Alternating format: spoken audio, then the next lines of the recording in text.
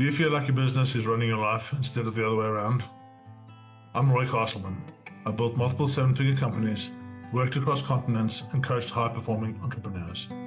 But I've also been completely burnt out. At one point, I was barely seeing my daughter, drowning in stress, and one step away from walking away from it all. That's when I made a decision to build a business and a life that works for me.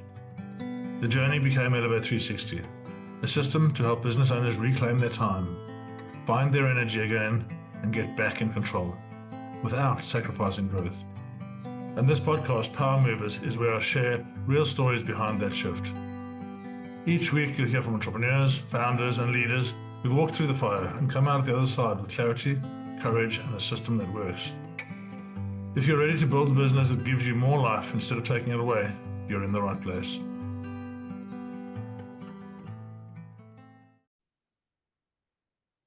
Good morning, Power Movers, or whatever time of the day it is for you.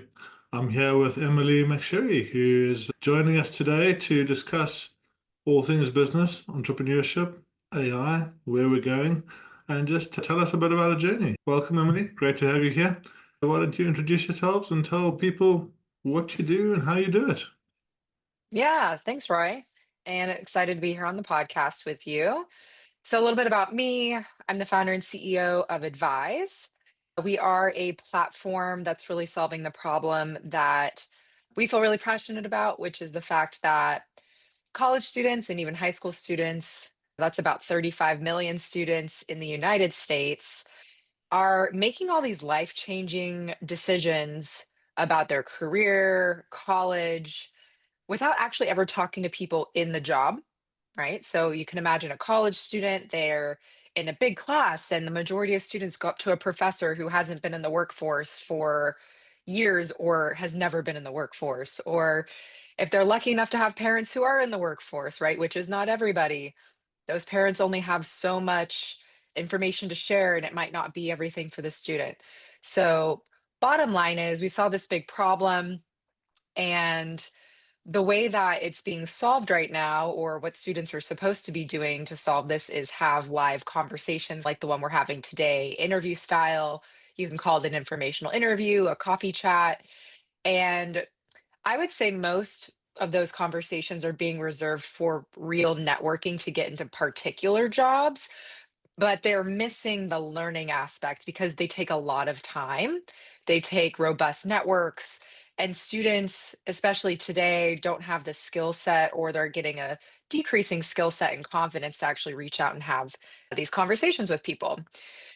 This is the long answer, but we essentially decided to do the coffee chat on video with professionals. So when I was in business school at UCLA, this was a capstone project. So we got a nice almost 2 years of research and just seeing if this thing had legs before taking the jump, which was really great. And what we did was we went to career center websites at the top universities, and we looked at guides on how they recommended students do these conversations. So we didn't create anything brand new. We weren't the experts. We really went to the experts, took their formula, but put it on video, added technology, added AI. And now we're being used in over 20 universities, in the classroom, by career coaches, career classes, faculty who want to use this in the classroom. And then we're also free for any student to go on and watch from over our 12,000 videos that we've created and put on the platform today and are still growing. Great. So I'm going to just ask a few questions so we can clarify. Yeah. I remember back in the day, before I went and decided what career I was going on, I went to a career advisor, and I had filled out this form. And apparently, I was in South Africa at the time, and Mhm. apparently my career should have been a bus driver. I don't know. So in effect, we spoke a bit before, and in effect, what I love about what you're doing is that you step into this whole idea of I'm going to go and do a career, and then you never really know what it's like. What is the day-to-day like? What do I actually have to do? What is my I get to work and I do this function, and then this is what I get out of it. That's in essence what you're providing, you know? Yeah, yeah, exactly. And I wouldn't say that's a very sweeping statement to say all, but if you think about government, education, a lot of these places where you're supposed to go for information or maybe these exams that you take, they're completely text based, Yeah. right? They say project manager, CFO, whatever. But a student who's never been in the workforce doesn't understand what any of that means. So it's just, okay, so I get some stuff, like I think of what I've seen in the movies. I make these assumptions. Sure, I could type it into ChatGPT or TikTok, but you're going to get like random videos from random people. And so made it more of a system of a research tool where you can pop in any of those terms. And it's deeper than LinkedIn because LinkedIn has the jobs, they have people, they have the backgrounds, the education. But again, you don't know what this project manager is doing in the technology industry versus this project manager working in construction. So in ours, you can actually hear these quick little micro learnings of people answering these questions back to back. And what's really powerful about it is it takes the average student over 25 hours to just talk to 10 people. But on our platform, you could hear those 10 people answer any question that you choose you want to hear in less than 5 minutes, 10 minutes, right? And then we're also measuring everything you're clicking on, everything that you're giving feedback to, so we can start pulling insights to recommend better content and better information to the student too. Amazing. So let's go back a little bit now. Let's go back into your own journey and your own life. And you've studied, you've been in the workforce. What was I always ask people, what was the catalyst that allowed you to step into the role of entrepreneur? Because entrepreneurs are just awesome people, right? Yeah, I love them. And that's why I do this podcast and that's why I do what I do. Because we see a problem in the world that nobody else has seen. And then Yeah. we go out and we're like, we can help with this problem. Yeah, and then we basically just give everything we've got, our mental health, our physical health, our time, our family relationships to make that work. So there's a real passion there. So I'd like to find out, when was it that you had this idea? When was it? What did you do in the workforce previously? Yeah, and then how did you step into this role of, I can go and fix this problem? Yeah, yeah, and that's a really powerful question to ask because you're right. When you're in it, it's like nothing else, right? It almost becomes it affects everything, right? We could definitely talk about that all day. But I think there's a couple things when I get asked this question I like to talk about. I think one is that I've always in my nature or who I am as a person, I've always liked to do like lots of different things, right? Or I've always identified opportunities. And that's just what I got excited about. I even remember being a kid and having these silly ideas. Like we would be hiking with my family and I would see pine cones and I'd be like, oh, I can make these into Christmas trees and sell them at school. That's just maybe not something that everybody thinks about, but that was what I got excited about. I liked building things and thinking about that so that little line of entrepreneurial spirit just built into me. And I don't know if it's just you're born that way. My dad's an engineer, my mom's an artist. They're both very like into education, so who knows, but there's that. And then as I got older, education was always really important to me. My parents always talked about college, so I was always like very passionate about working really hard, trying to get to the best school, the best program. And I think I just really wanted to have true freedom, really like my whole life. Like I really worked really hard to be able to have the things I want. Like I didn't like feeling limited by things. And I think I had a unique upbringing in the sense that I did grow up in a town like in rural Texas with no stoplights. There were fewer than 3,000 people in the town that I grew up in. And so I think I just had all these passions, but I didn't really have anywhere to channel them. So there's just that part of it too, where if you compare someone who grows up like that to someone who grows up in New York City, like your pathways are just going to be different from pure exposure and access, which is maybe some of this early planted seeds about why I'm passionate about this also. And I think the other thing that kind of came into this was I worked really hard as mentioned, and I was a state softball champion in Arizona in high school. I had the 4.2 GPA.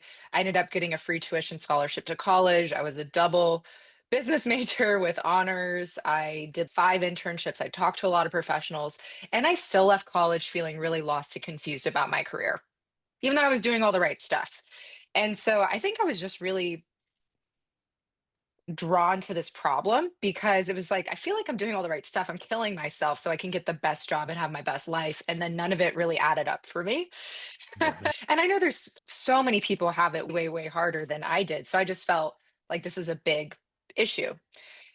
And, for some families, when you send your kid to college, it's not a big deal. Like they have enough money and they're like, oh, just send them anywhere. But for me, I went to the college I went to because of the scholarship. And so for not for a lot of people, like that really big decision and investment is a big deal and you want it to tie to a job. And if it doesn't, it's it sets up or for failure or success for your whole life. So then long story short, I ended up finding a job in LA, in Los Angeles. I really wanted to move to Southern California, and I ended up taking a job like in a startup environment, but more like a mid-sized company.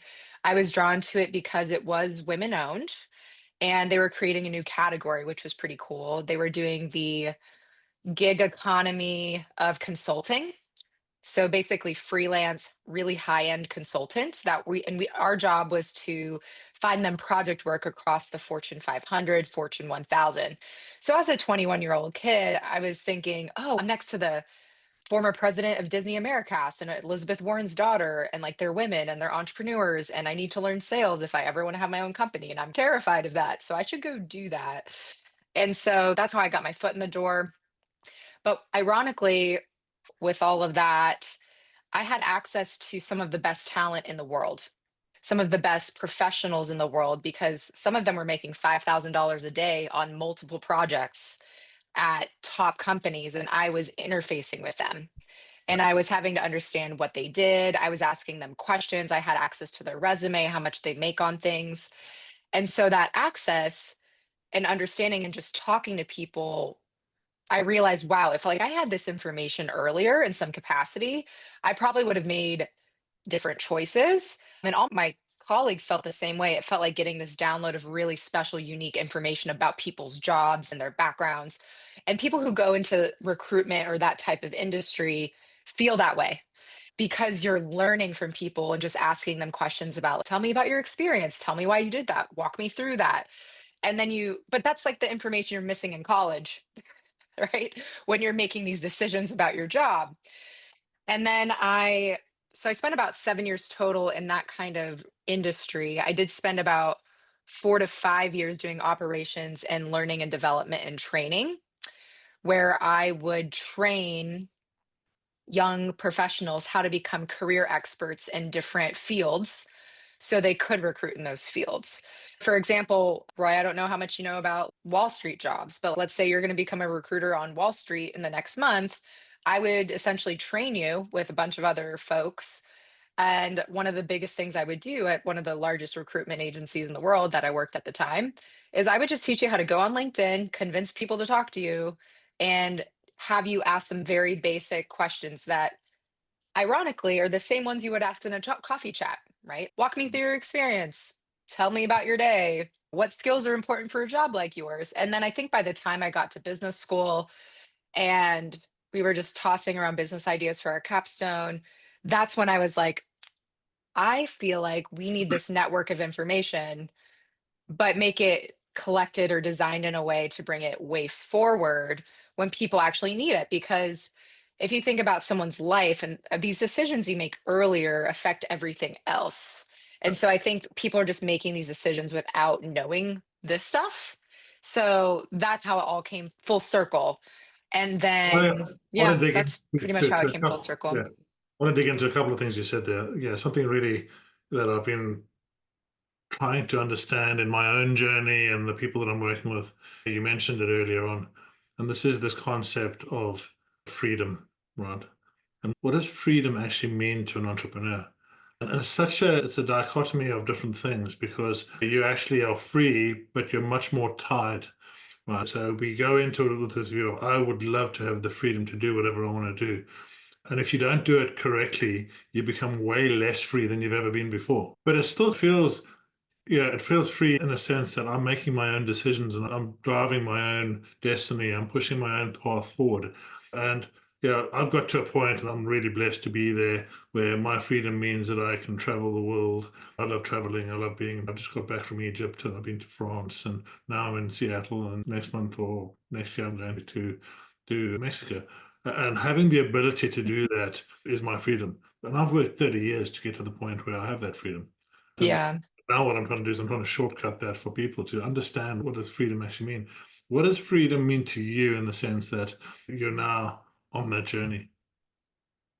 Yeah, and that's a great point because you're right, like, in the sense that I've had to make sacrifices that I didn't realize were going to necessarily happen, or I've had to face certain questions for myself that are pretty intense. One of the biggest things was, yes, I'm free, and everyone's, "Oh, it's so cool what you're doing, so impressive," like, all these things.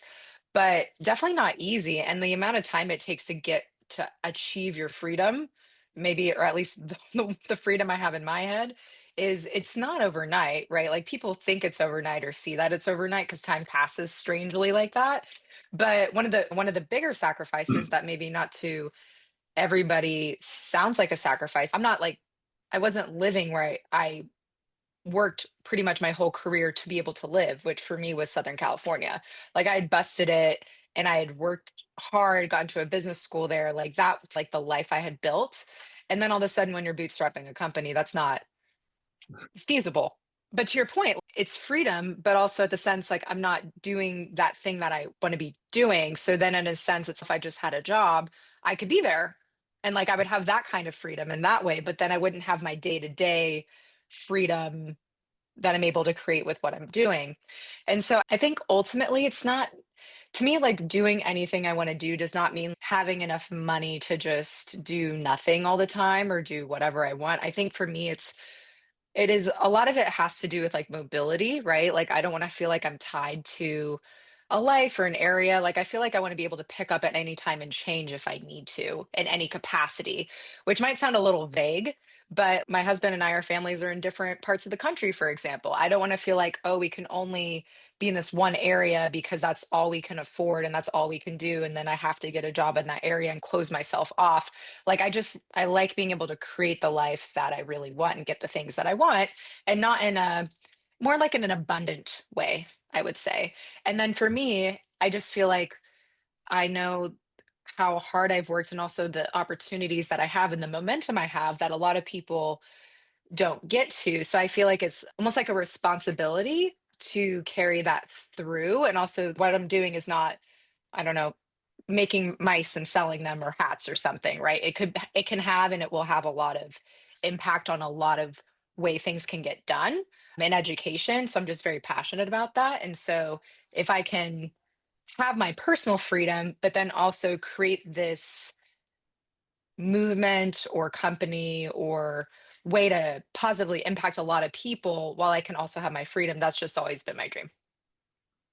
I'm going to come back to that in a second, but I want to find out. Yeah, one of the things that I've realized is that, as a person, I am eminently unemployable.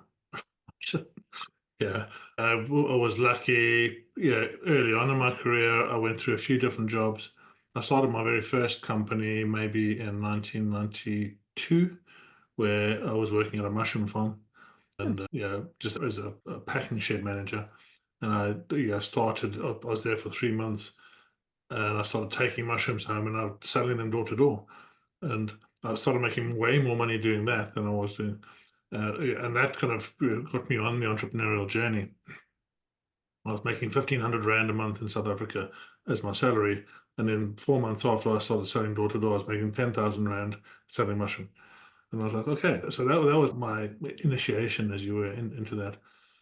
And I feel now that, I lucked into a job in 1997 when I came to the UK. I got a job with a chap that really gave me the freedom to do what I wanted to do. He'd been running it for a while. He'd had the same turnover. I came in, doubled his turnover year on year. So I had the freedom to be my own real manager in that. And without that, I would have been out the door very quickly, I think. Yeah. Where do you think you are in terms of you've been in a long job? You now know the freedom of actually running your own thing. Do you think you're getting to the unemployable point? That's a great question. I think it totally depends, right? There's so many types of jobs. I think for me, like I would be able to do anything if I needed to do it, right? But in terms of happiness and all that, that would be tough. I do though think, and I talked to some of my other like founder friends about this because everyone, or I'd say like a lot of people, when they hear and see you going into entrepreneurship, they're like, that's so risky. You're doing this and you're doing that. But I talked to my other CEO kind of friends in the space, and we're all very convinced that this is one of the least risky things we can do. You don't think we can position our experience and the people that we're meeting and our network into a more senior or more strategic job? But yeah, that's a great question. I think unemployable was probably like not the right. I guess I feel like I could, but I would be ideally like working in a position where I would have some of that Right. influence and that strategic And then the other hand, I thing, suppose. you've just touched on something there that's quite close to my own heart, and that's that when you go into entrepreneurship, it can be super lonely, right? Because you decide you have an idea, you start telling your friends and your family and all the rest of it, and you're super excited about it. And after conversation number two or three, the eyes glaze over and they just don't get it. Right. They can't get it. They just, yeah. And you mentioned your CEO friends, and yeah, building this network of other entrepreneurs is so important because if you just don't have the experience, the power, the backing, and the friendships, have you found that to be the case? Yeah, yeah, absolutely. And I think at the beginning of the journey, it was super lonely when I was a solo founder and I just graduated from business school. And so even if people weren't directly saying it to me, I would know people would be like some of my husband's friends probably, or like family, they'd be like, what is she doing? Why doesn't she just go do this thing? And so those people don't understand it and they're thinking about like the safety net or like stability and what everyone else does. And so if you're not doing that, people so those thoughts are hard, especially when you're on your own. And then I had a certain point with the business where one of my advisors was saying, you need to find a co-founder. And once I did, it was so much better in that sense for me because he has all the skill sets that I don't have. And so I didn't realize even just making every single decision on your own is real can be really hard. Think about it, like, you're not only not going to a job where people you have a set list of what makes you successful, you're defining that every day, but then you're running every aspect of the business and then making every decision by yourself, and, yeah, you're just trying to get to that next milestone to keep going. So, co-founder is really important, and then I'm also in a CEO forum with CEOs who are graduates of my business school. It's similar to I forget what some of these other big ones are called. It's not YPO, maybe that is, but that also really helps too to have like open space where people can. And you'd be very surprised, right? Because I think one thing that happens, especially with social media or anything else, is you think all these people have everything figured out, right? And then you realize, okay, you have a $10 million bootstrapped business and you're talking about how like your problems have just changed. So it's helpful to also have people in all these different life cycles all kind of talking about the same stuff because you realize you're just like on one part of the journey. Yeah. And Yeah. what you said there, and we do, we come in and we start and we initially build a business and we wear all the hats, right? And yeah, as we're wearing all these hats, we do the things we like doing a bit better than the things we don't do because there's just so much time pressure. What with the operating system that I coach, the business operating system I coach, talks about having the visionary and the integrator, and these are two different people, right? And the visionary, yeah, I'm a visionary as well, and you're a visionary, right? And we love going out and creating, and we have the idea, and we get the movement going. But we're not the best operators necessarily. We will make it work, but we're not excited about that operations piece. And your integrator, he's the one that is much more excited about getting the operations working. And then you build everything underneath that. Okay, so what's my marketing person look like? What do my sales look like? And I've always prided myself in being able to do every job in my company. So Yeah. yeah. I bought an adventure center in Bedford just before COVID. That was a whole nother story. But yeah, one of those things was indoor skydiving. You know these big wind tunnels and you fly around in them. So I thought, okay, I skydive, I've done lots of jumps and yeah, I thought myself relatively good at it. And so I went and learned how to be an instructor in the tunnel. And just that action of doing that gave me such an insight of how they are seeing things, what they're doing, how they're doing it. And yeah, so I've always tried to do that. And it's becoming much more difficult to do that now.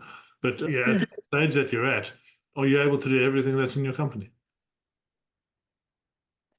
Yeah, I would say between the two of us, we're luckily able to pretty much run everything, which is great. I think you're right though, like certain things get harder. Like personally, I know startup led sales, for example, are very important and like always talking to people. But one of the things I've been like struggling with lately is I'm still doing most of the marketing. I'm doing all like the project management operations. Ryan's really good, like what you were mentioning, at executing things. So he's just really good at, okay, let's do this and let's make this prototype and like all that stuff, which is great. But from a sales aspect, it's really hard to fill the funnel and close the funnel. That's like multiple jobs in itself, just in one thing. But that's also the most important thing to do at this stage of our business is just get more sales. Yeah, we're doing it luckily, and it does keep our costs really low, which is helpful, but it will be great as we're getting investment or making more revenue to get a couple like experts just run a couple lanes Yeah. and be more Now, involved in the overall strategy. where do you think you're using AI in your tools and yeah? So what I really try and do is inspire people to use AI and just really think Mm, about how AI can help. And yeah, so many people now are using AI to create an email, to write a blog, to do some social media content. And it's just so much more than that. It is a tool. It's a tool that we can use to put ourselves on steroids. yeah. 6 years worth of work in 6 months. And every month that just, and I don't know what 6 years worth of work looks like because I've built 20 companies over 30 odd years. Yeah, I can see the power of it, but I've also invested 2.5 years in understanding it. Where are you going? Where do you think AI is going over the next few months? If you were to tell people one thing that they should do with AI, where do you see the main PowerPoint of using AI is in what you're doing? Yeah, I think in general, the most powerful thing about it is the ability to analyze a ton of data and apply it to a specific Mhm. exercise, right? Typically in writing. Again, talking to some CEOs and stuff in the space, I was talking to someone yesterday who's on his second or third company now, and he was saying, I do the job of six people that I would have that I would have hired everybody for back in the day. So I do think for an entrepreneur, it helps be, well, scrappy and just faster at things, right? For example, I think marketing for us, maybe that's one of the more obvious examples, but if you think about our business specifically, we have over 12,000 audio transcripts of people talking about their jobs. So instead of that just living on our platform and living static in a platform with whoever happens to be in there, we can actually extract tons from that, right? Yeah. Video, audio. Again, talking about my co founder, he has built this system where he can drop in any video file and we can make almost like 50 pieces of content out of it if we wanted to. So we have 12,000 videos and growing. So the amount of content and insights we can pull from that, put into a LinkedIn post, a blog, email, TikTok, Instagram, LinkedIn. And then we started realizing that's also what universities and companies wish they could do, but they're too big to do that. So now it's become actually a service we provide that's very easy for us to do, but for them, it's hard. For sure, yeah. If we finish this podcast, I take the audio file, I dump it in a folder, and it goes through and does all those things. I come up with a blog post, I come up with a, yeah. And yeah, I'm an engineer, right? I've been an engineer, computer engineer for a fair part of my career. And yeah, so I know how to do engineering stuff, but it's taken me a long time to dig into it. So I think now what people need to understand is, this stuff is possible and you can employ people to do this for you, but it's just gaining the general understanding and trust on AI that's super important. If you can't use it day to day, go to your fridge and take a picture of the fridge and say, help me make a Michelin starred a meal out of the stuff that's in here. Use it for your holidays, use it for the various things, and just get the comfort going with it, which it still is, yeah, especially people who are slightly older, much more resistant to doing that because they're so scared AI is going to take over the world. And AI is here. The train has left the building. We're on the journey now. Get onto it and do something with it. If we pivot now slightly a little bit, you're a sports person, you've been doing that most of your life. How do you manage and maintain your energy levels and what you're doing? What I see so many entrepreneurs doing is we wake up in the morning and we have 100% worth of energy we can use today. We give that energy to yesterday when we think about the things we didn't do, and we give that energy to tomorrow where we think worrying about the things that are coming. So at the end of it, we're 30% backwards, 30% forwards, and we've only got 40% energy today. And for me, yeah, Mm. it's the maintaining of your emotional energy, your physical energy. Now, what do you do for your routine to ensure that you're the most powerful person you can be? Because let's be honest, that power, that energy, it directly translates to profit. And that's what business owners don't necessarily see.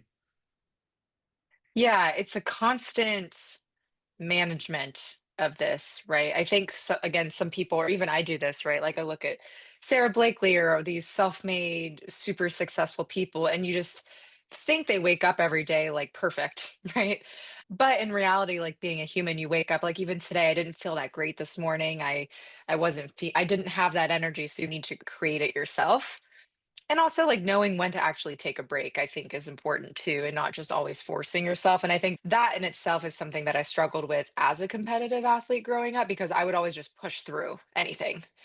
And so I don't quite do that anymore. But the, I would say the one thing I'm doing currently, right? Like I always have the physical stuff. I kind of have a physical checklist that I do per week that I keep in my project management tool because that's just how I stay organized and also not anxious is just having things actually in my project management tool. So I'm not like, oh, do I need to do this today or yesterday or whatever? It's like it's all repeating and I just do it. And that makes me feel like I don't have to worry about if I'm Mhm. missing my vitamins or missing this or that. So I just have those mapped out. And then one thing I've really been working on that I've had to work on more as an entrepreneur is this whole mindset and emotional regulation because I will go through some days like earlier this week I had so many exciting things happening in one day that I felt like that is the version of me and my business that it's ringing true, right? Like flow, excitement, all those things are checking. But then you wake up sometimes and old track minds are playing, right? Almost like an anxious thought or a doubt or a worry or worrying about things that you're not even going to have to decide on for several years, right? That happens to me every day every day. And so, what I'm really working on, there's this book I really called How to Actually Attract by Rick Lewis. And it's all about it's a very short, good book, but it talks about these little things like that's the old script, get it out. And then every morning and night, I have these quick checkpoints of, so in the morning, it's from this book primarily that's saying, okay, who am I becoming? What am I making? Why does it matter? How do I want to feel today? Just these reflection questions. So as you're going throughout the day, you can have these moments of, okay, I'm having that thought, but it's not like me, it's just my thought. And so it's a constant thing I'm working on, but it's really important because I realized when I was first starting this business, I had a lot of fear, right? I had a lot of like fear and worry that this wasn't going to work and it was just translating into my actions.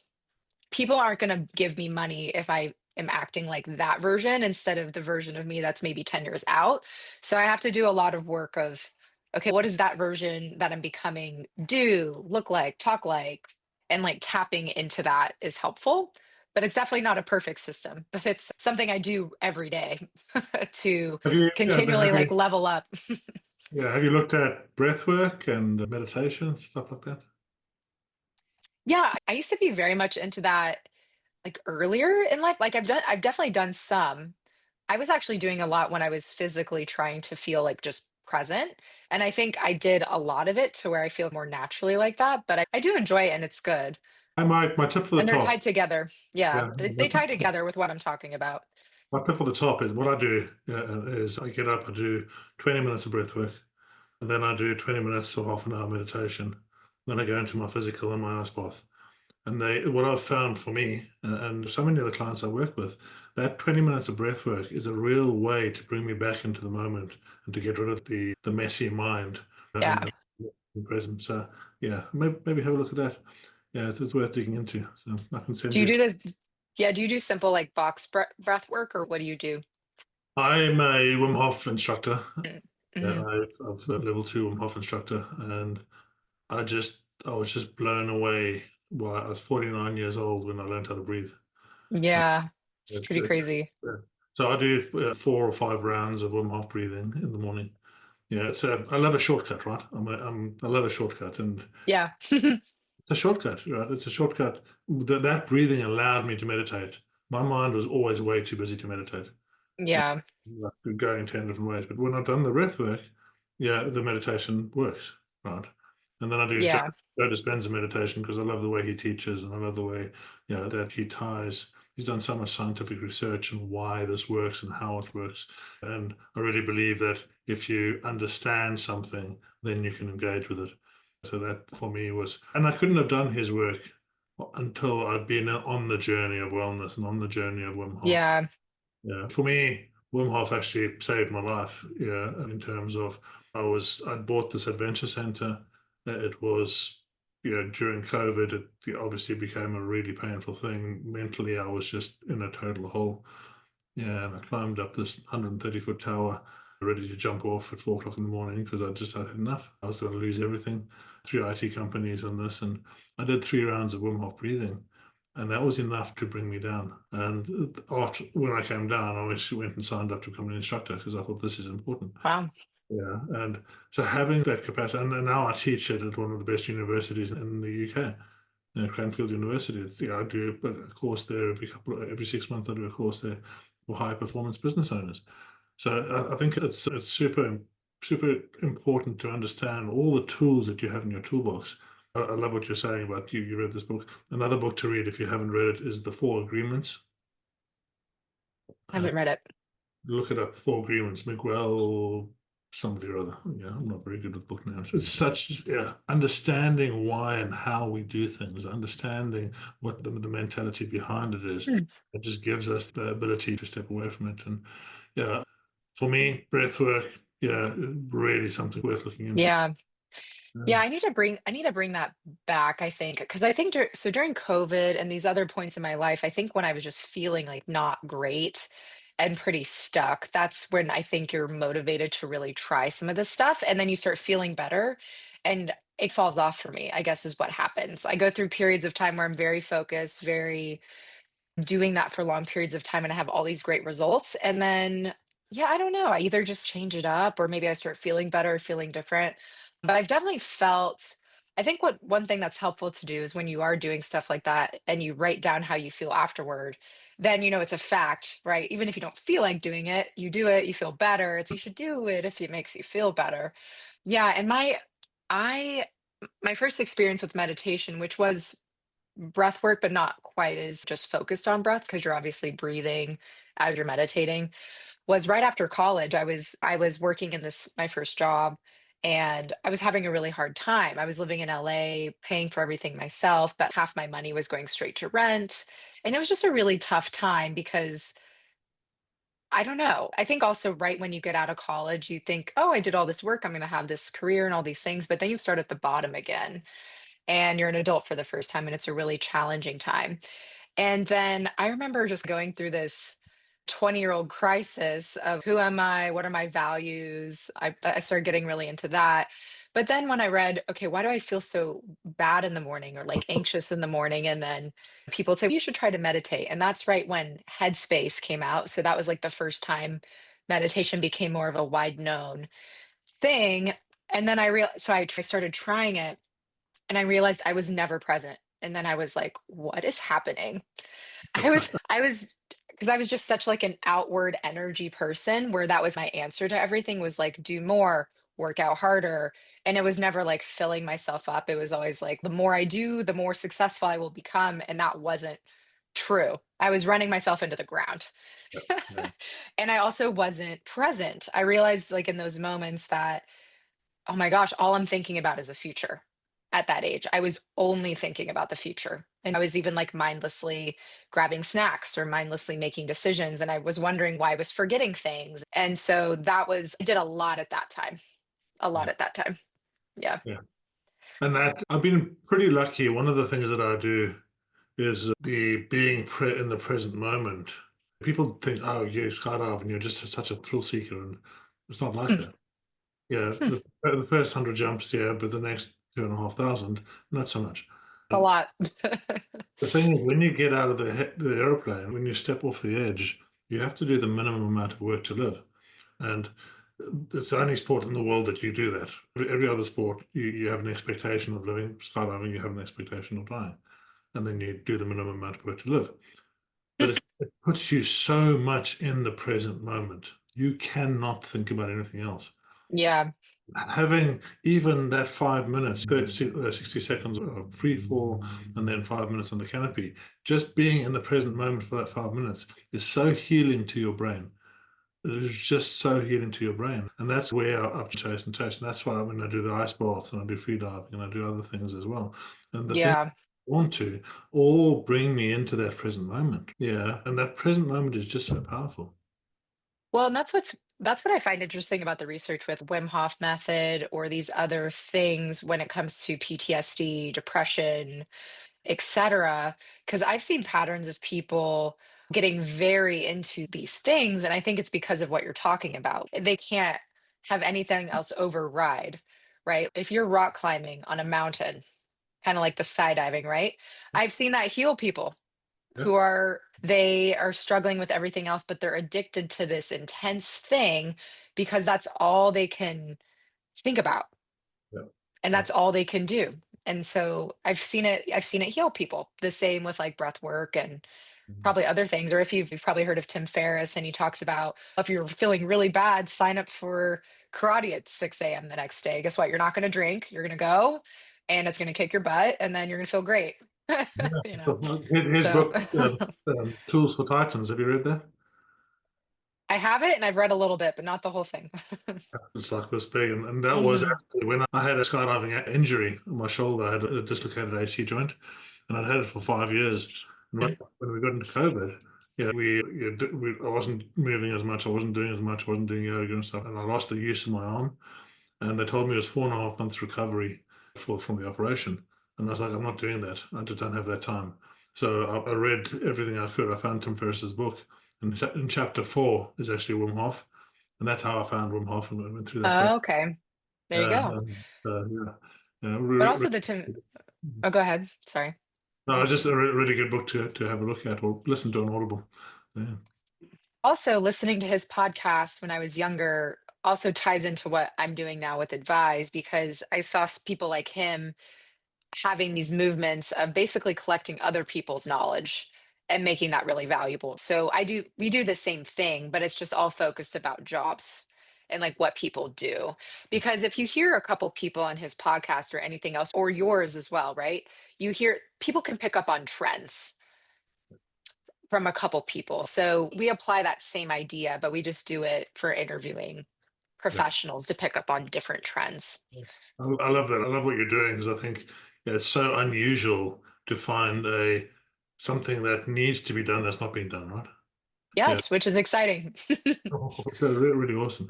So now, yeah, just we'll finish off. I just want to where you are in the business now. You've done business coach, business degrees and things. You'll know about EOS, you'll know about business operating systems. How are you actually applying that in what you do? The business operating system that I coach, part of 90, it's so important to work on the business. But we get really trapped to working in the business. How do you take that 20% and make sure you work on the business? A great question.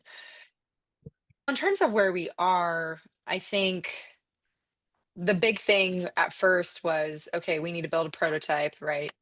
We need to get people using that prototype at a basic level before it's fancy. That was really like my big one goal. I did that before I found my co-founder. So we got a couple universities using it. They're all repeat customers. Now our CTO has made it actually like a real product and we're like in this growth period. In terms of like the operations and like working on the business, I would say that our operations are pretty like straightforward, I would say. I think where we're having more challenges would be like in figuring out how to grow and what are the right strategies. I think the biggest one that we're facing right now is we felt like we had our business model figured out, right? Like we had it figured out. And then there's things that happen that are out of your control. AI coming in and affecting all entry level recruitment and talent and the future of work, right? Investors aren't just excited to hand out checks about that right now, or higher education in the United States, which is being flopped on its head a bit. And federal government funding is taking things away.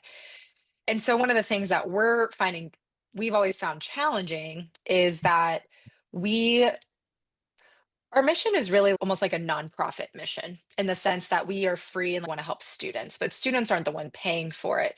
So we've essentially had to figure out how do we make the product valuable enough, or what do we charge that's still valuable to other audiences that care about the students, but they're not the students.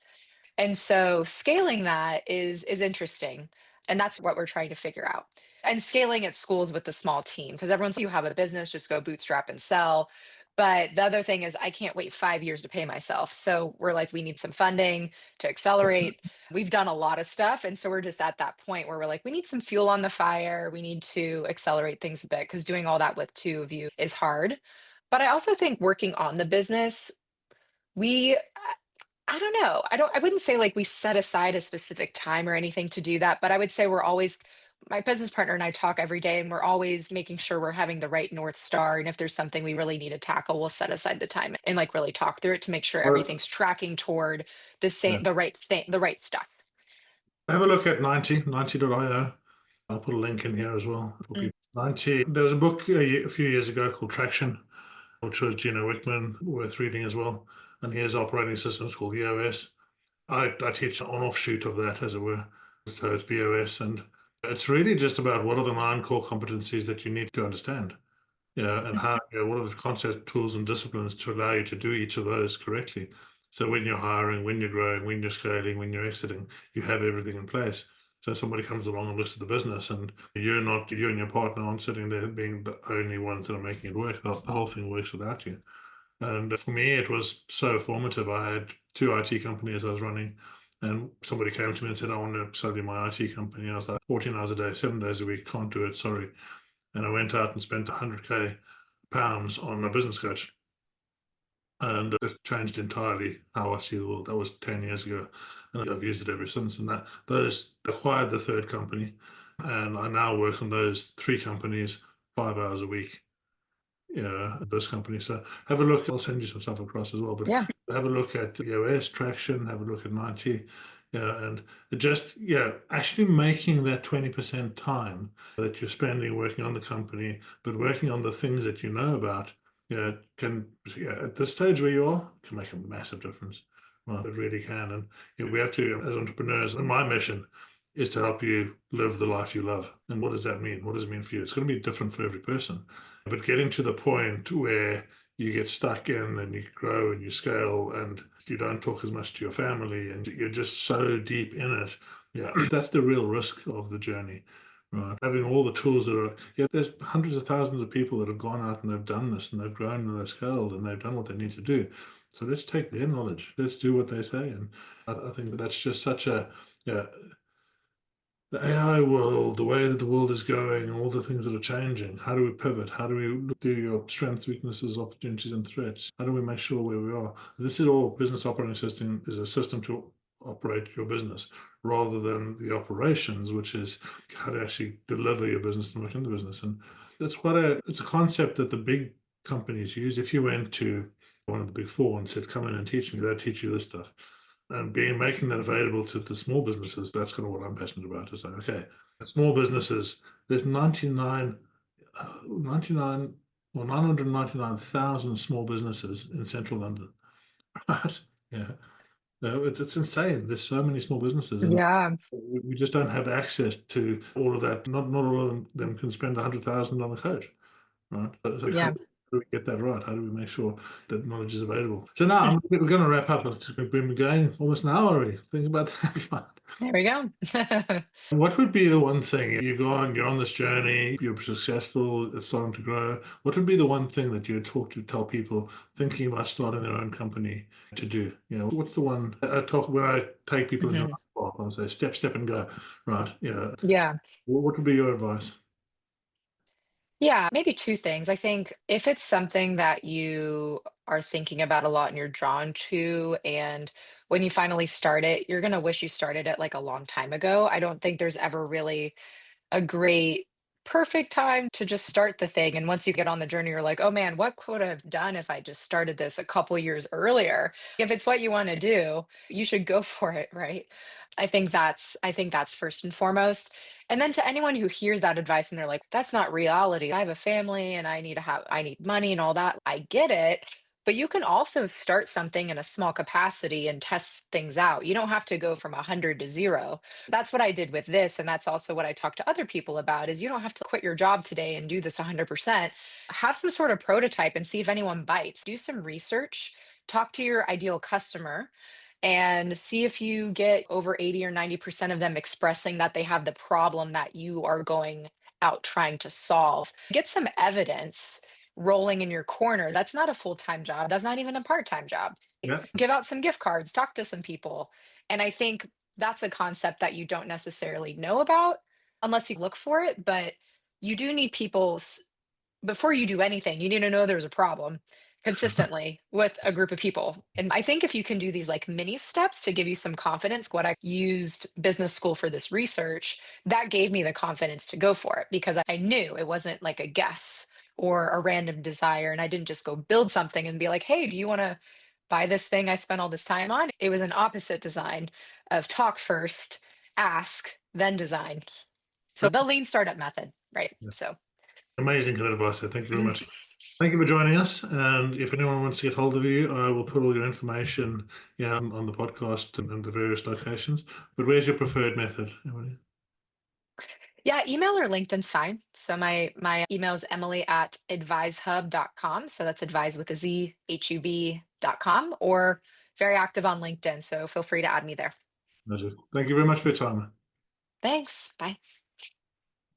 Thanks for listening to Power Movers, the podcast from All the Power, where our mission is to help business owners reclaim their time, reset their energy, and live the life they love. If this episode sparked something for you, your next step is simple. Take the fit check at allthepower.co.uk. It's a short clarity tool that helps you see where you are, what's getting in the way, and what might be possible if you have the right system. When you're ready, come and join the tribe. Power Movers start with our signature framework called Elevate 360, a system built to help you escape survival mode, create structure, and move forward with power. Just remember, everything we share here is based on real stories, experience, and frameworks. It's not personal business advice. Always speak to a coach or advisor before making big decisions. Because in the end, it's about more than business. It's about building a life that you actually love. I'm Roy Castleman, and I'll see you in the next episode.